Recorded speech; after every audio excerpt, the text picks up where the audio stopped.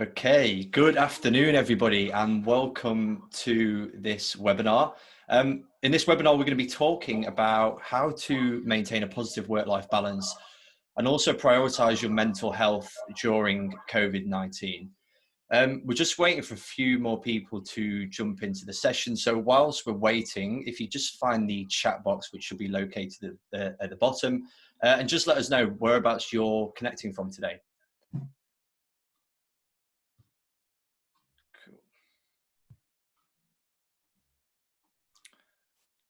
Good morning to David. Well, good afternoon, even David. Welcome to the session.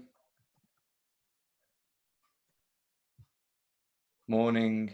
It's not morning, it's afternoon. I'm getting confused as well. Great, okay. So just a few housekeeping rules before we get started. If you've not used Zoom before, there is the option to use the chat function. It should be at the bottom of your screen. There's also a Q&A box as well. So if you do have any questions for myself or any of the panelists that we have here today, please stick them in the Q&A box and we can answer those as we go throughout the webinar or towards the end as well. So just by way of introduction, do you guys all want to do a quick 30-second intro to who you are and what it is you do? Joe, should we start with you? Yeah, sure. So I'm Joe Gallard, CEO of Reducer. We are a price comparison tool that works with accountants to find savings for their clients. So I'm the co-founder of that business. A bit of experience in the mental health world as well. I used to be treasurer and trustee of a deaf charity that worked with a lot of mental health issues and mental health support for people in that community. Brilliant. Okay, Alex, should we go to you?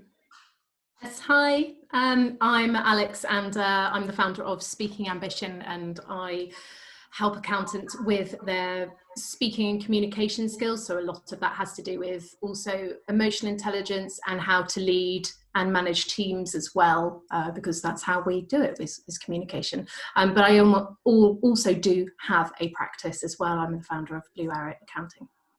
Brilliant. Okay, Fran? Hi, I'm Fran from Future Cloud Accounting. We're a very new business. We only started last April. I'm joint founder of it. We're very passionate about mental health, so we've just taken on 2 employees late last year actually, and we're passionate about helping them with their mental health. And I've had to suppress a lot of feelings in the past of how I grew, me personally, so I've got a lot of tips I can share. Perfect. Okay, Reza? Thanks, Jordan. Hi, everyone. I'm Reza. I run my own practice on the sunny south coast of the UK in Hampshire. Been doing so since 2008, and we have 7 employees here that obviously are working remotely, but also worked pretty much remotely before this all began as well. And more recently, I also have started to coach and mentor other accountants to build successful, profitable, and enjoyable accounting firms. Brilliant. Okay. So the first thing that I guess we should discuss is the topic of work-life balance. And before we jump into that, I just want to launch a quick poll for people that are on the session, just to kind of get a gauge for how you guys are feeling in terms of your work-life balance at the moment. So I'm just launching a poll now, and you should be able to see that on your screen. All the responses are completely anonymous. Don't worry, there's no names that will be attached to them. So just feel free to answer the poll that's been launched here just before we dive into this topic.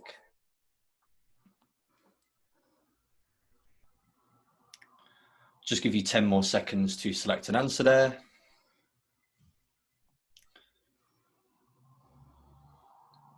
Cool, good. Looks like there's plenty of results coming in, which is good. Okay, so let's have a look at the results for that one. So it says here that at the moment, 50% of you feel like your work-life balance hasn't been impacted. You're working the same amount as before. 25% working a little bit more, but the work-life balance is still good. And then finally, 25% saying working more, but work-life balance isn't as good as it was. So it's good to see that there's not too many extremes there. People don't feel like they're being completely overworked and exhausted. And there is still some element of work-life balance that you guys have. So I guess the first question is then, with everything that's going on, guys, in terms of like having to manage your own business, help advise your clients' businesses, help look after your team members and also your families and children in some cases. Alex, we'll start with you. What does your day look like at the moment? What is an average day for you? Well, I've been trial and erroring a few things, because the difficulty for me is that I have a toddler at home, and my husband and I both run our own businesses. So it is a tag team juggle to maintain that balance. So it would be a case of waking up. I was waking up at about 6, 5:30, just to get a few bits done beforehand. But then the clocks changed and my son started waking up at that time as well, which was great. So that put that to bed. So we get up, have breakfast, and then basically by 9 o'clock, 8 o'clock, 9 o'clock, we're managing emails. Both my husband and I are trying to balance who's not ignoring the child. And then basically we carry on and break it up till lunch. Then we all started sitting down and eating together at 5 o'clock, and because then otherwise you're cooking so many meals as well. And then in the evenings, it depends. That's where I've really struggled, because that's when I then get the capacity to have full focus on work. And of course there'll be stuff during the day like this, or running sessions, or speaking with clients, and you tag team that. But if it's, the trouble for me is I work late into the night, and I have a habit of being a night owl and an early bird. And then that just means I've been running into exhaustion pretty quick. So I have to be really careful now about making sure I block out certain evenings to not work at all, and just to have downtime to myself. Sure. And how has that changed from how you were working before? Like, were you previously quite happy to get up early, work all the way through to the night, or is it more so now, that given everything that's happening? Well, before I had a lot more structure, and that's been a real struggle for me, because it was a lot more fast paced, and I had all of these compartments, everything was separate, where it's all bled into one now. So I would, get up early, one of us would walk the dogs, we'd come back in, we'd get everyone ready and out the door by 7:30, drop off the kid at nursery, come into the office or go wherever I was going during the day, and then I'd be, home at 6 o'clock, and then that was it. So at least you got all that time during the day. So that's where it's changed, is it's bled. And because we've been having problems with our child who is just overwhelmed with everything, we've almost started doing like an hour on, hour off, hour on, hour off. So I get like an hour, we focus and dedicate play that isn't screen time, or walk or something like that. So we went out for a walk this morning, and then that means he's okay if we can both go, right, now we're going to be on our computers, because he's actually started taking our phones away from us, or our laptop, closing the laptop, which is a bit heartbreaking when your kids are trying to get your attention that way. Sure. Okay. Joe, we'll go to you with the same question. What does your day look like at the moment? I think I've tried to put as much structure in there as possible. So even in arranging work, we try and put some structure into the work day. So we have, like everyone in the company, we have a meeting at 9:30 every day. And that's just so, not make sure everyone's out of bed, but it just gives you a nice start to the day. Like everyone starts at 9, half an hour to get warm, get ready, and then get into it. I live with my wife, and so we try when we can to go meet for lunch. So we have like a recurring calendar event in our diary, so no one can book stuff over it at 12:30. Make it about 50% of the time, which is pretty good, I think. And then, try and finish and make sure that the work day is separate from the personal day. So try and, as much as possible, compartmentalize one with the other. So having a different room where I work in to where, I do other things. Trying to have a time after which I finish that I just don't do any more work. I find is a good way to do it. Luckily, not having to deal with managing a 3-year-old, I feel very sorry for you, Alex. I don't think there's much advice I can give for people with that, because I have no experience. Sure. Okay. So it sounds like you've got quite a lot of structure in your day at the moment. Would you say this is more structure or less structure than you had before? A lot more structure than before. I'm quite an unstructured person, is probably the best way to describe me. So, you know, things would just happen as and when before, but I felt like I needed to put that in place to maintain my sanity almost, I'd say. Yeah, I think you need to have some structure in there, because you don't have that.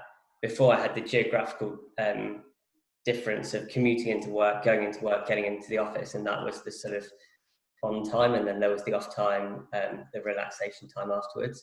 And to be able to create a barrier between the two, I think is really important. Definitely. Okay. Fran, going on to you, just with a slightly different question, because obviously Joe and both Alex have touched on structure and routines here. So do you have a routine at the moment? How important is a routine to you? What does your routine look like? Routine is very important to me. So obviously I've got 2 children, and before lockdown we had to leave the house at a certain time. So I was a little bit like a military army sergeant. We have set times for everything. I even have sometimes a set time for when I eat, and because you need to fuel your body all the time to be able to do the work. You know, I tell my business partner off for this, I ain't got time to do that. I ain't got time to drink that much water. And I'm like, you've got to make time for yourself. So before lockdown, yes, it was very strict. We had to leave the house at a certain time. But what I've been doing now is still sticking to a routine as such. Like, I'll get up dead early anyway to do a bit of a workout, a bit of a stretch, just to get myself going for the day. A pint of water, I always have that. I have my live bacteria, I have a digestive enzyme. It sounds so bad, but that it does set me up for the day. And then we have team updates twice a week, but I check on everything. But we don't have set lunch times, which is a bit more random for me. We don't have set tea times or anything like that. And I pick and choose the time I want to work as well, which is okay. And if you want some time out with the family, you're allowed that. But it is hard to let go. I find that really difficult. Sure. And given everything that's going on in terms of having to, I guess, spend more time with your clients maybe now than before in terms of helping them with their businesses, how do you stick to your routine? What kind of things do you have in place to make sure that, regardless of all the different demands from your team, your clients, your kids, like how do you stick to the routine that's there? I put a lot of stuff in my diary, whether it is saying exercise time. Is that what you mean? Yeah. How do you make sure that you do the exercise at the same time every day, and that you spend time doing these things? I'll fit time in. So obviously clients will ask to speak to you at random. They think you're free all the time, don't they? And that's, you know, that's their mindset, and that's fine. But you've got to just be strict and firm on. I'll look in my diary. If it saves a slot for the family or whatever, then I will have to try and stick to it. If you are going to bend the rules on things like that, you've got to remind yourself it's okay. You want to do it. If you want to do something, you can't stress about it. Don't stress about it, because you want to do it. You want to grow your business. You've got to sacrifice a little bit still. And that's what I find, because our clients, they need us right now. And you've got to be the leader as such, I suppose. But you've got to keep yourself, you've got your mental health comes first as well. But it's your mindset, isn't it? Yeah. Definitely. Okay, thanks. Reza, over to you. In terms of routines and structures, do you have one? If so, what does it look like? How do you make sure that you stick to it? Yeah, so basically my routine is I have 4 kids, so busy household, all kind of school ages, 12, 10, 8 and 6. So I have a role of IT technician and support in the morning between sort of 8:30 and 9:30 to make sure all the kids are up and ready and at their laptops for their virtual classrooms during they're going to take place. So I make sure I'm there and support my wife in that process. And then I can kind of, I mean, not at the moment because I'm fasting, but normally I'd kind of go into the garage and have a quick workout and then get to the office for around 11. I'm getting to the office a bit earlier these days because I'm not working out. So I do come to the office. I'm lucky I can get out of the home and still have this semblance of normality and routine. So I can kind of drive to the office. There's nobody here. It's just me. All the staff are working from home. But given that I've got 4 kids on laptops at home, it's a bit crazy, and internet Wi-Fi is not great. I can do all my Zoom calls and webinars and stuff that I need to from the office. So I then spend, and in the office, it's obviously a lot quieter. I haven't got, distractions and stuff going on from the team. So I kind of get, good focused bursts of work done for a few hours, and then try and be out of here by sort of 5 o'clock, if not a bit earlier. And then, help out with the routine at home for a few hours to give my wife a break after the grueling day she's had with all 4 kids at home. Nice. And I guess because you're actually going into the office, when it comes to leaving the office, that's almost like your time to switch off from work and you can stop for the day. Exactly, yeah. So that's what I tend to do. I get home and then I'm switched off, and try and be there with the family during the evening. So get everything done in the daytime. I mean, the odd notification or something might come in the evening later on, which I might attend to, but it's not something that I would ordinarily have to do. Sure. And in terms of your team members then, because obviously they don't have the luxury of going into the office to get away and work and then going home, how do you make sure that when they're working from home that there's not this kind of always on culture where they always have their laptop open or their emails open, or maybe Slack or Teams and instant messaging? How do you stop people from being always on and actually stop work at a specific time and just rest? Yeah, that's a tough one, really. I guess you can't monitor what they're doing all day, every day, but we tend to have, a good pulse on how everyone's feeling. We use a good tool called 15-5, where everyone checks in on a Friday and has a pulse score out of 5 as to how they're doing. So we kind of keep those communication channels open to make sure everyone's okay. I mean, even before lockdown, we had kind of a results-only work environment, which meant that people could work when, where, and how they wanted, as long as the work got done. So, some people are early birds, some people are night owls, and some people like to get everything done in the morning and then switch off, or, do their shopping and go for their walks. So we've kind of kept that's kind of helped, I guess, in terms of when people are most productive and having that level of self-awareness to work when they get work done the best. But also balancing that with making sure that we are checking in on a regular basis to ensure that everyone's okay, not burnt out, spreading the load, giving support where we can. And I guess that's what I see my role as, is in terms of supporting my team to support our clients. Sure. Okay. Alex, same question for you then. How are you stopping, I guess, your team members from having this always on culture where they constantly feel like they have to be working just because the laptop's there at home? Oh, it's really hard. Same thing as Reza was just saying. We've had the similar policy always, is that as long as the job is done and you're always ahead of a client, never ever let anyone chase us. Then it's that's how we run things. So it has been a real case of checking in. So again, my job is to be yes, the captain of the ship, but that means making sure they're all healthy and well. And how I have done that, so we have our team meeting on a Monday to set the tone for the rest of the week. We check in with each other, and so what I measure is engagement and then well-being. And actually what I've found, because every one of them has a different type, either they live alone or they're struggling with homeschooling and their partner's working or hasn't been furloughed and still working full time. So that is the juggle now, is the childcare. So we said right from the off, we set a schedule with clients. We have to be very, as Fran was just saying, they think you're available all the time. So first of all, set the expectation that we were not available all the time, but we are here for them. So that the pressure is not on our team and not on the client. They can schedule a call using a tool. We use that anyway. And to make sure that they were ahead of schedule with making sure all documents were uploaded, because we're going to have to be very, very regimented. So it's first of all setting expectations, but the next one was actually weekly. I've had to set targets for them for the following meeting that are personal ones. So what are you doing for you? And depending on how they are in terms of their registering, it has to be something that makes them feel nourished and well. So it can't be like, have a gin and tonic, even though we do, we might meet up and have a drink together.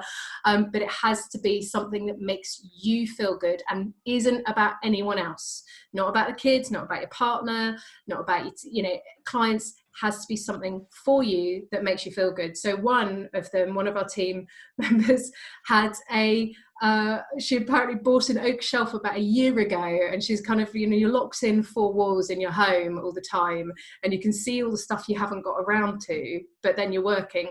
So her task was to put the shelves up finally, and she felt really amazing for doing it. And so the next time we logged in, she was like, look at my shelves. And she'd achieved something. Something she wanted to do for ages. She felt kind of like, yes, I finally had the excuse to go and do it.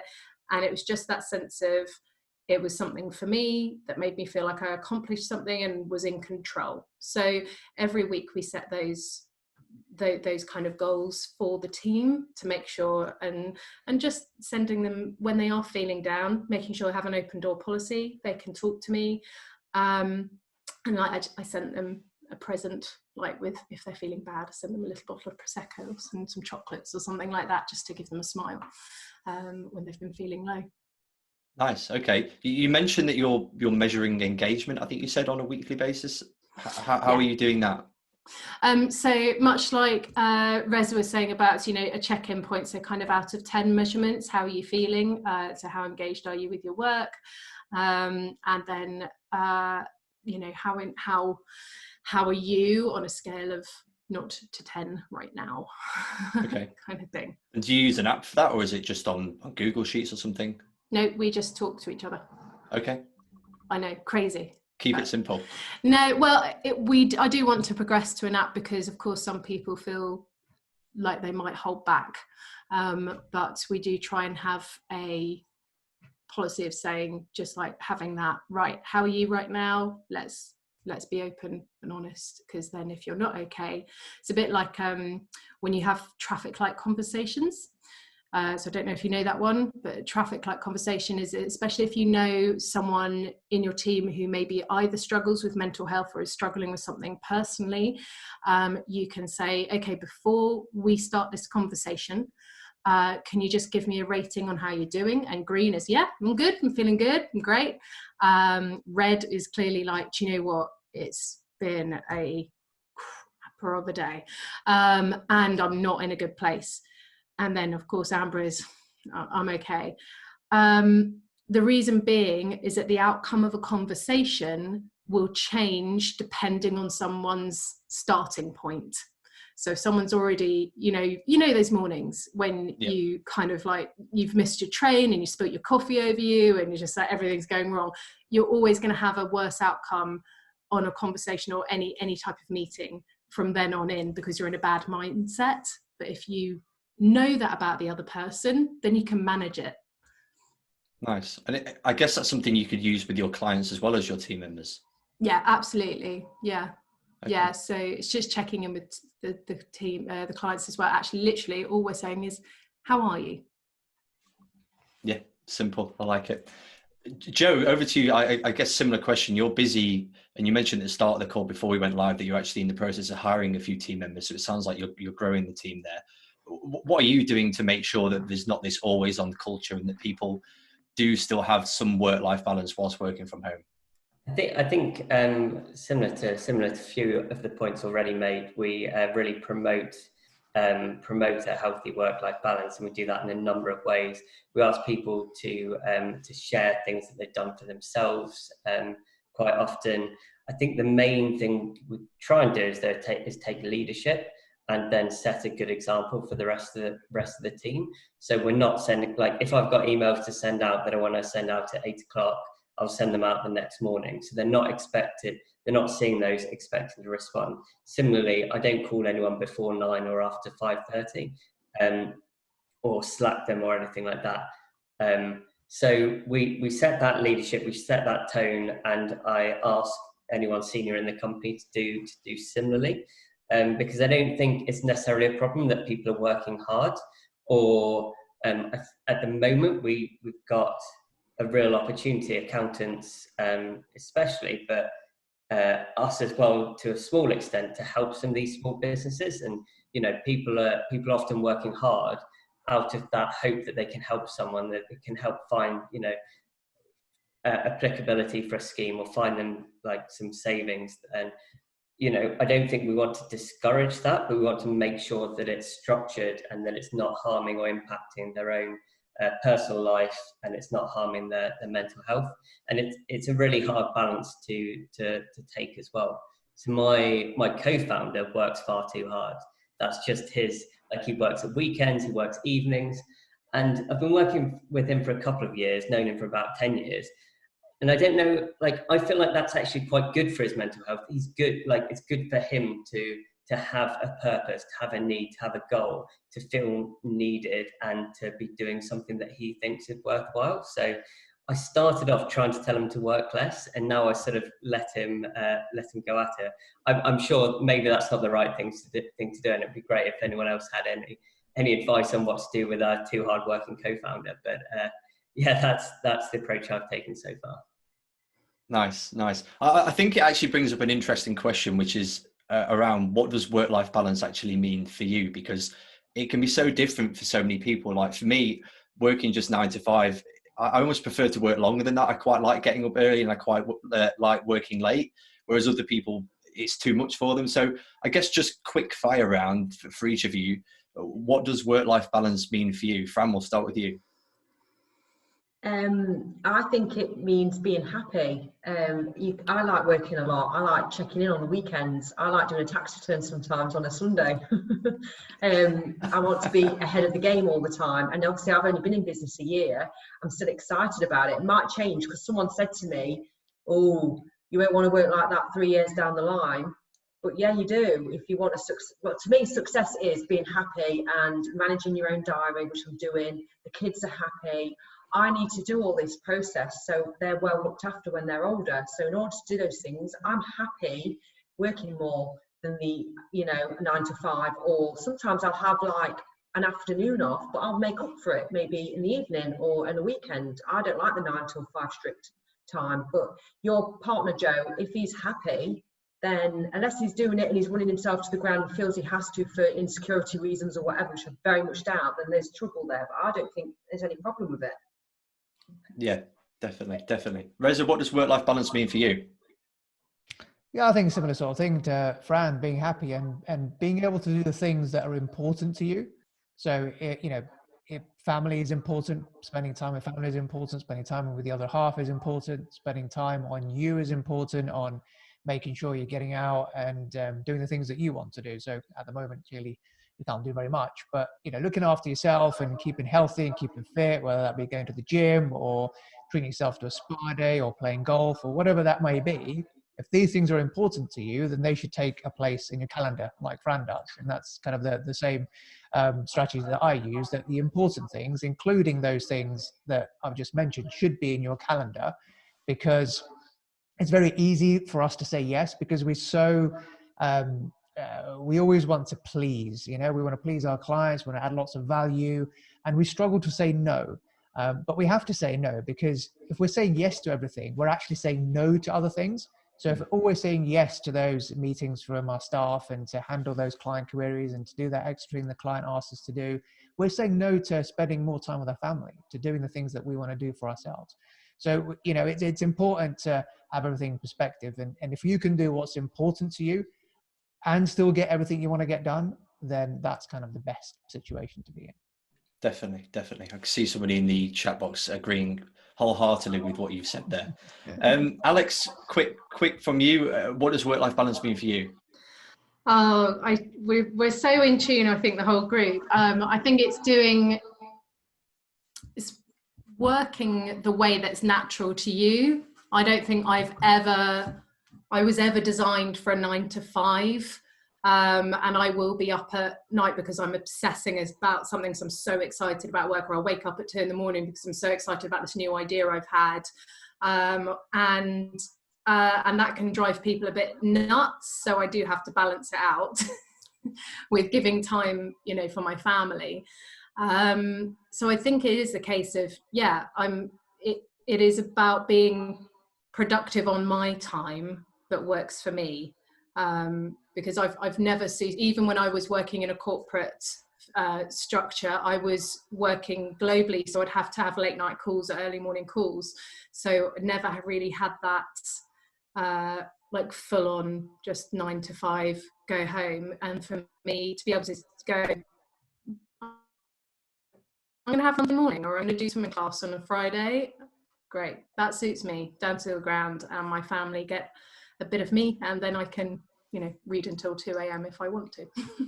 Perfect. And Joe, what about yourself? You mentioned that your co-founder is a bit of an overworker, but it suits him. Are you similar, or do you prefer to work a little bit less? No, I wouldn't say lazy, but I like to find the quickest solution to everything. So, which is what I think why we work well together.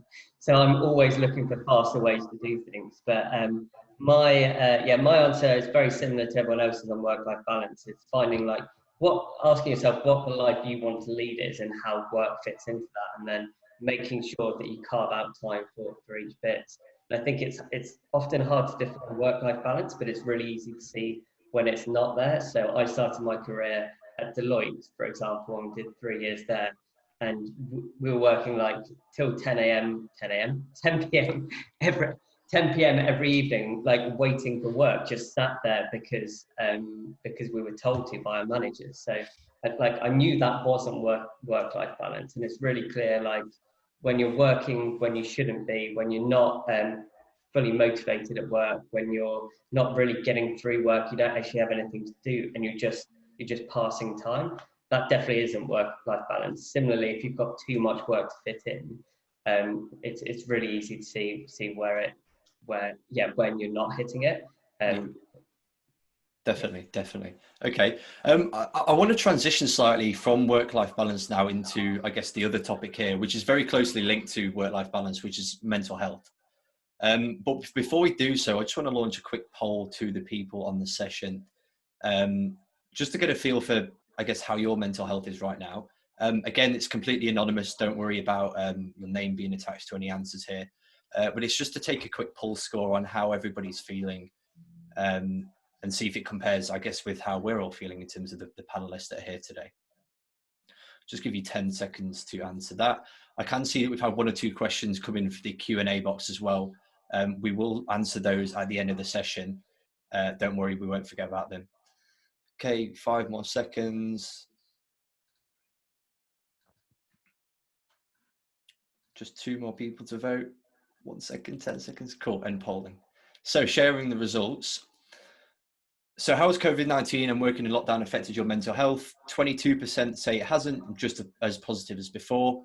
67% saying that it's a mix, remaining positive, but it hasn't been easy. And then 11% saying that it's had quite a negative impact on your mental health.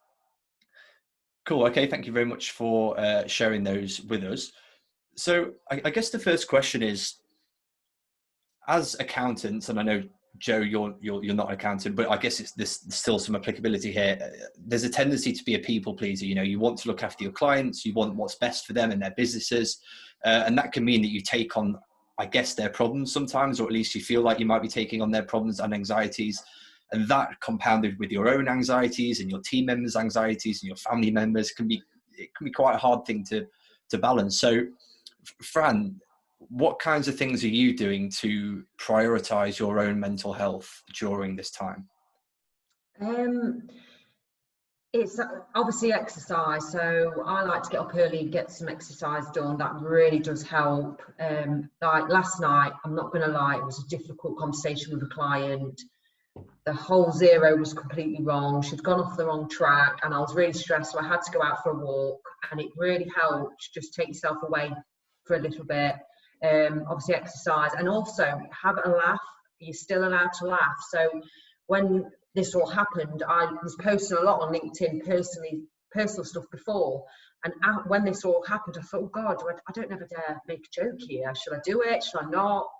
And then I did, and then it's taken off. So I put back exercises. I've made a right fool of myself, laughed at some stuff, shared comments, and it's come really positive. And yesterday I did a post in between working, like a silly post, and it made me laugh. I laugh at my own jokes. And that helps. You're allowed to still have a laugh and don't beat yourself up about it. It is a scary time, but we only know what we know. You can't predict. You've got to let go of what ifs as well, which really does help. But clients, I've been I've taken the phone call to them all and gone around my garden to get steps in. So I'm having a conversation with them, but some are weak. I am quite a strong person, but I've had to go through a lot to become that strong person. But it is all your mindset. If you keep telling yourself, oh, I'm sick of hearing their problems, I don't want to do this, I don't want to, you keep telling yourself that, you're going to start to believe it. Whereas I say, well, I enjoy it, I want to help them, and it does make such a difference. Definitely would agree there. Alex, what about you? How are you kind of prioritizing your mental health? I'm similar thing. So on the whole, I'm fairly resilient just because of things I've been through in the past as well. But I did notice that it's on a Friday, like the first couple of Fridays, it really hit me, and I was just like, had to kind of just lock myself away in a room, to be honest, with a box set of VR, and just overwhelmed. And I realised, because I was just doing too much during the week, and then by that Friday I was exhausted.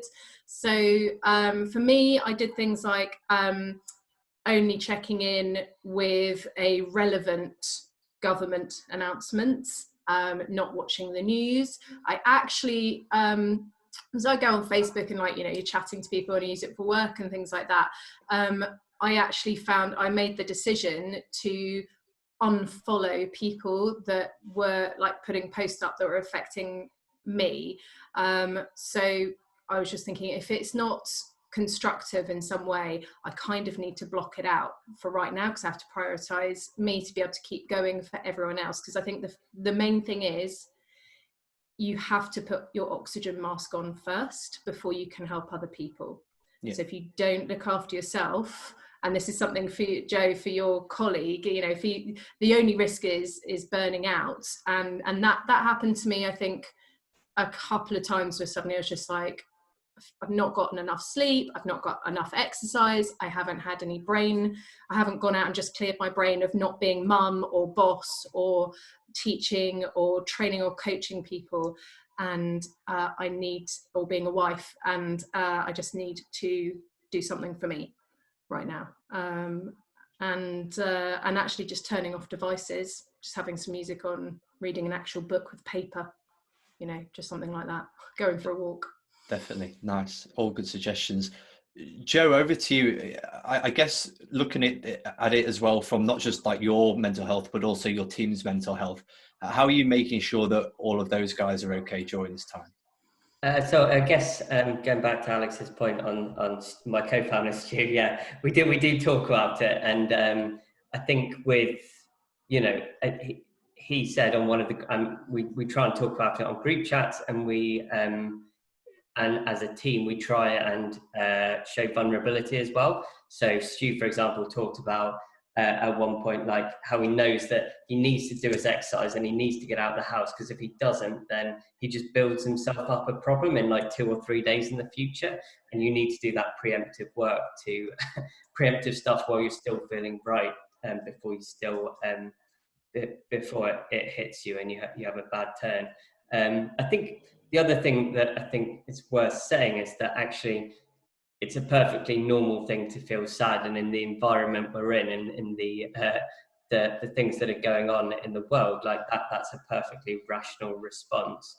It is passing, it is fleeting, but you have to accept that people are going to have down days and people aren't going to feel great every day, and that's just part of being human. And I don't think you'd be human if at some point over this you didn't feel sad about the whole thing. I'd also say, to Alex's point, blocking out news has probably been the best thing I've done since it started. So first week or two, especially before we went on lockdown, because of the effect it was going to have on the business and the uncertainty, I spent a lot of time reading the government updates, watching Boris Johnson or whoever it was giving his updates, working out what the ramifications was for the business and all of this. And then as soon as I stopped doing that, I felt a lot better, to be honest. And I also try and not look at my phone and not look at anything on my phone after I finish work, whatever time that is, just to try and block it out. Nice, that's a good idea. Reza, what about you? I know you mentioned you have the 15-5 check-in tool for your team. Is there anything else that you're doing in order to look after the mental health or make sure that everybody's okay? It's just that open communication, really. I guess that's working remotely. That's the best we can do to kind of have those channels of communication open. And we have, I mean, we've got half of the team are managers, half are juniors. So making sure that the managers are also there talking to the juniors as well, so that everyone's looking after each other all round. Because I guess that's what we can do at the moment, and there's little else really apart. We can't do any face-to-face or anything like that. So and I think you get a feel. I think what the points that Joe raised earlier were quite poignant as well, in terms of our leadership responsibilities and not sending emails out after office hours or usual office hours, and sending Slack messages at night and that sort of thing, because we don't want to put undue pressure on our team members to feel that they need to respond to us just because we've sent it at a time outside. So just being mindful of that. I think that's a really important point that Joe made. Definitely. Are any of you guys doing any social activities for your team members? I guess they have to be virtual, but are you doing anything that's a bit more fun, a bit more social, to try and get morale up and keep people happy? Feel free to jump in. Me personally, the only thing we've done so far, we've done Domino's pizza delivery because it was our year anniversary, and I do quizzes online anyway, so they're joining on those on Facebook. I've done a couple of quizzes and whatnot, but we've not done anything between the four of us as such. Okay. Anybody else? We've tried to do things. There's sort of normal social drinks on a Friday we do, and people stick around for a bit. It's obviously not the same. We've got other small things, like I sent everyone some sunflower seeds, and we're having a competition on who can grow the biggest sunflower. Mine keeps getting eaten by a slug, but if anyone's got any advice of that in the chat, that would be great. So just small things like that can get the team spirit. We tried to do like meme of the day at some point as well, which didn't really work. But we've tried lots of things. Most of them didn't work that well. But it's the trying that counts. At least you're actively trying to do something to make sure that people are happy and motivated. Reza, Alex, anything you guys are doing at the moment? You go for it, Reza. We haven't done it as yet. There have been some suggestions from the team to put on certain games and things like that. So it's a work in progress, and I'm happy for the team to kind of take the lead on it. And a few people have suggested it, so I'm sure something will be arranged at some point, as and when they're ready to do so. Sure. Okay, Alex. Well, we started doing team meetings in the evening, and then just literally having a glass of wine together, having a giggle, and then it just got a bit too much to do that on a regular basis, just with life, as I say, just work-life balance. So actually it was better to not make them feel like they had to be involved, or give them kind of FOMO if they couldn't make it. So we're sticking to our team meetings, and we're just keeping really in touch on the WhatsApp group and things like that, in terms of sending stupid messages and making each other laugh, and just trying to keep that camaraderie going. I mean, we work as a digital team anyway and work from home, so it's very similar. So it's just dialing it up a notch. Cool. Okay. Look, I'm conscious of time. We only have a few minutes left, and we do have a few questions that have come in, so it'd be good to just address those for the next few minutes. The first question that's come in is from Saf, who says, with the current lockdown, it's incredibly difficult to enjoy free time, as I used to play tennis and go to the local spa every day. Do you have any suggestions? No. Spa? What? Spa goes to the spa? Yeah, he says it's difficult to enjoy free time because he used to kind of go out and play tennis. Do a home spa. Come on, there's face masks, bubble bath, body scrub. Can you not get a badminton set and do it in the garden? Short tennis in the garden with the softballs. Yeah, up against the wall, like play squash, just by yourself. Yeah, it's tough when but obviously I trained in a gym, and you have to adapt and try and do something. You might even find you enjoy a different sort of exercise, and you just need to find what that is. So I'd look on the internet and start searching what you can do exercise wise from home, because they'll give you them feel good endorphins anyway. I know it's not competitive, but you could make it competitive. Do a challenge like me. Yeah, or do it with someone else. Set a challenge with how you're getting on, and send them. And set, you can kind of play a non-contact or something at home, like we're racking up the miles, or seeing how, just, you know what, because of my kids and dogs, I was just like relay racing with them down the garden, and trying to get, I was like, can I get up to 10,000 miles 10,000 steps, sorry. Miles, wow.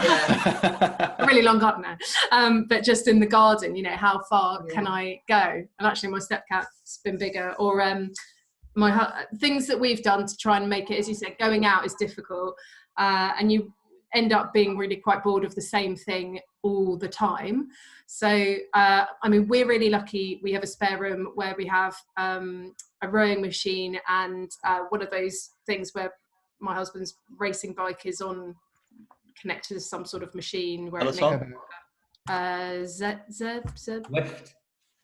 Zift, something like that. Yeah, where you can go on all sorts of things. But we started challenging each other. So just trying to challenge each other to, okay, I'm going to do 20 minutes or so many kilometers here, and you do so many kilometers there, and then we'll switch over. But one thing we did do, because we were getting really static and a bit in our own heads, was we had a theme night the other night. So we got dressed up. Sounds really sad, but it was great fun. We got dressed up. He made tapas. We turned the dining room into kind of like a bit of a Spanish theme, and it was really wonderfully naff, but great. It was such a giggle. It was such a giggle, and just to change the room slightly and change the tone, and to get dressed up. Really nice. Saf, hopefully that's given you a few things to go and think about there. We've had another good question here from Marcus, who says, for those that have employees and officers, when work returns to normal, or as normal as it can possibly be, will any of you be introducing more work from home days as a standard, instead of expecting people to come and do a full week working in the office? Reza and Alex, I know you guys were mostly remote, or quite remote in the first place. So I guess, Joe, I know you guys were based in the office predominantly. So what are you going to do? Are you going to introduce more working from home days? So we already let people work from home, depending on the job, like up to a couple of days a week. I think what it's given me the idea of doing, though, is maybe having like a week or 2 weeks where everyone works from home, because I think when you're working from home and other people are in the office, it's a very different environment to work in, and it's a bit harder to work as a team with some distributed and some in the office. Whereas I found, as a fully distributed team, it sort of works pretty well. So I think there's a chance we might have 1 or 2 weeks off where people get to work from home for a couple of weeks, and then almost like a home holiday. They can finish work early on some of the days, maybe work 4 days a week or something like that. That's the only thing it sparked off in my head as a new way of working that we might look at, but no promises yet. Sure, okay. Fran, what about you? Are you thinking about doing more work from home days than you and the team did previously? Well, when we hired our team in November, we made it very clear that we're very flexible. They can work from home. So I think a Monday and a Friday they work from home anyway. But we want to still have that team day together in the office. So yeah, we're happy if they said to us in the morning, we're going to work from home today. In the future, that's absolutely fine. But if we're hiring other team members, and we'll say the same to them, once they know the processes, we're flexible. Sure. Quick question for all of you then. Like, if you are going to take this approach of letting people almost like choose which days they come into the office and which days they don't, how does this affect things like being available for clients, or being there for when people need to see you for certain things? Like, Reza and Alex, you guys, you might have a bit more to share here, given that you do have a pretty remote team anyway. So you might have some of these processes in place, but how do you ensure that you do have the right people in the right place at the right time, while still being flexible and letting them have this choice? For me, it's what I said earlier. The whole premise is setting expectations, and communication issues happen when someone wants to gain control over a situation and they feel that they're out of control. So what you do is you set the expectation, first of all, when are we available, when are we not? We give everyone a 24-hour turnaround in terms of saying we will get back to you within 24 hours. That's the last of it.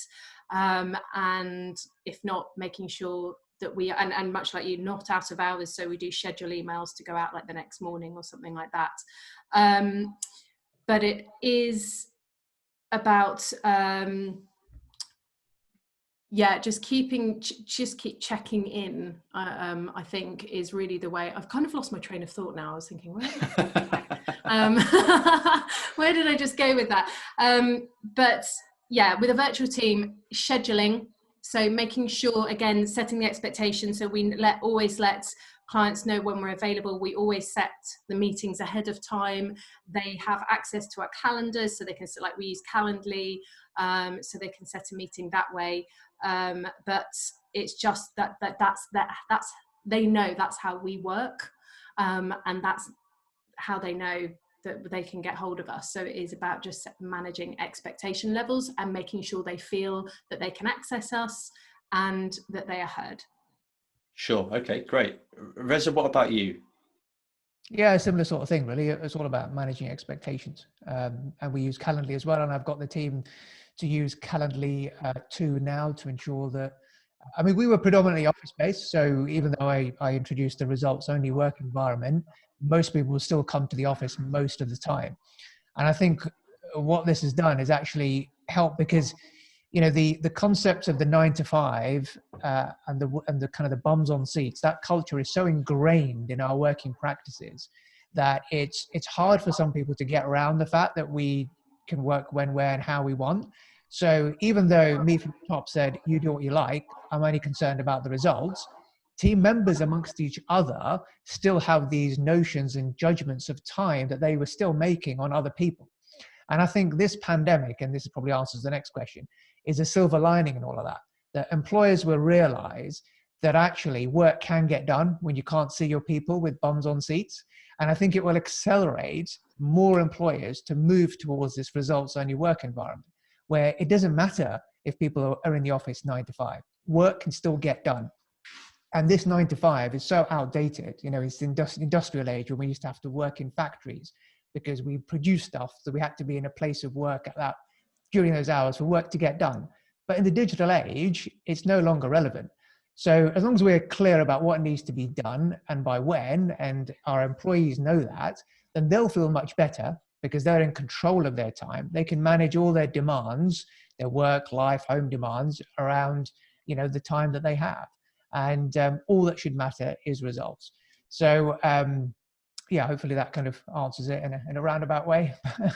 Definitely, no. Yeah, the silver lining will be that, you know, I think we'll be a lot more productive as a nation after this as well, as the kind of penny drops that, yeah, we can work from anywhere, guys. So, you know, let's free up the workforce. Let's make everyone more motivated and positive about working and truly focus on the results, not just the inputs, but what the outcomes that you are generating on a daily basis for, you know, the people that you're serving. Nice, thanks. Very conscious that we have overrun slightly. There is one last question. I think it would be great to answer this if we can do it in a quick fire format, so everybody 10 seconds answers only. What positives can you identify from the COVID-19 situation? Joe, should we start with you? I wish I got to go last, to be honest. I guess, I mean, look, there's lots of positives to come out of it. I think it's really great how most people have come together and just got on with stuff. I think, as you know, as a nation, we can really be proud of, you know, the way the nations come together. Most people have stuck by the rules and got stuff done, and it really shows you that people in general are well behaved and good and will do the right thing. So I think, you know, there's lots of negatives, of course, but I think I know my neighbours a lot better than I did before. It's a small positive to come out of it. Great. Okay. Fran, what about you? Positive wise, I think we're really lucky that we do cloud-based accounting. If you're not doing that, you can work towards doing that as well. Communication's really high, so I think we've had so many Zoom calls, checking on the clients. I think customer service is the main thing, and you'll notice the clients that are there to support you if you've looked after them very well. So I think you can look into your processes there if you haven't. That would be a great one. And I don't think I've ever exercised as much, but doing different things, trying different things, even if it's just 10-15 minutes, and that's it really. So yeah. Perfect. Okay, Alex, positives for you? I think we're actually seeing a return of communities. So as we we're just saying, it's a fact that people getting to know their neighbours more. I mean, I live in a rural village. I'm quite literally looking at a convent right now. And that's what we're all about, is that everyone knows each other, everyone's together. And I think we're going to get these pods of people breaking out of the big company culture, which is fantastic, but we're going to be a lot more flexible. People are being more productive. I mean, as Reza was just saying, you know, if you're measuring on results, then actually, and people are at home, then it means surely that you trust your employees as well to do the job, which is why would you have them otherwise? So I'm actually really excited for the digital aspect, because again, yes, cloud-based, it's made people go, oh right, you know, using cashless payments, everything like that, it's going to be propelling us, I think, propelling so many people into what we need to be. And I'm just going to throw this last bit for someone who's asked about books recommended. I don't know if you're going to get to that, but I'm going to hold that up. Nice, good book recommendation. Reza, for you, positive? I think you referred to it in answering your last question, but you said there'd be a silver lining in the whole thing. Yeah, absolutely. So that silver lining, as Alex just mentioned as well, is trust. You know, employers will trust their employees more, which really we ought to be doing anyway. If you hire someone, you should trust them. Sure. And I think employees feeling more trusted will make up for a better relationship between, you know, employers and employees going forward. And the second thing is that we're all more comfortable having video calls. So all the nagging that I've been doing to my team to get onto Zoom and record videos, I think this hopefully will have accelerated that, because they've had to do it. So that's another silver lining in all this. Definitely. Brilliant. Okay. Guys, thank you very much for your time this afternoon, and thank you to everybody that's come and attended the webinar. I do apologise, we've overrun slightly by 15 minutes, but it was nice just to be able to answer some of the questions that you had. We are going to be sending out a copy of the recording afterwards, but if you've got any questions for myself or any of the panellists, please feel free to reach out to them all on social media. Enjoy the rest of your day, enjoy the rest of your week, enjoy the bank holiday weekend, and see you soon. Bye-bye. Take care.